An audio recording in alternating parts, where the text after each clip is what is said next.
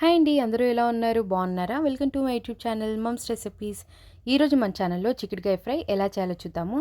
దానికోసం ముందుగా కడాయి పెట్టుకొని ఆయిల్ వేసుకుందాం. ఆయిల్ కొంచెం వేడెక్కిన తర్వాత ఇందులోకైతే పోపు దినుసులు, ఎండుమిర్చి, వెల్లుల్లి, అలాగే కరివేపాకు, ఆనియన్, పచ్చిమిర్చిని అయితే వేసేసుకుందాం. ఇవన్నీ ఒకసారి అయితే మిక్స్ చేసుకొని ఇవి బాగా ఫ్రై అయిన తర్వాత ఇందులోకైతే మనం కట్ చేసుకొని పెట్టుకున్న చిక్కుడుకాయని కూడా వేసేసుకుందాం. ఇవన్నీ కూడా మనం ఒకసారి మిక్స్ చేసుకొని ఇందులోకైతే పసుపు, అలాగే మన టేస్ట్‌కి సరిపడా ఉప్పును కూడా వేసుకొని ఒకసారి అయితే మిక్స్ చేసుకుందాం. మనకైతే బాగా చిక్కుడుకాయలు అయితే బాగా ఫ్రై అవ్వనిద్దాము. ఇవి బాగా ఫ్రై అయిన తర్వాత కొంచెం అయితే మనకి దగ్గర పడినట్టు అనిపిస్తుంది. ఈ టైంలో అయితే మనం కారాన్ని కూడా యాడ్ చేసేసుకుందాం. కారం అయితే కొందరు తక్కువగా, కొందరు ఎక్కువగా తింటారు కదండీ! మీ టేస్ట్‌ని బట్టి మీరు కూడా యాడ్ చేసేసుకోండి. ఒకసారి మిక్స్ చేసి కారంనైతే మనకి పచ్చిగా ఉంటుంది కదా! అది పోయే వరకైతే మనం బాగా మిక్స్ చేసుకొని మనం స్టవ్ అయితే ఆఫ్ చేసుకుందాం. అంతే, ఎంతో టేస్టీ అయిన చిక్కుడుకాయ ఫ్రై రెడీ.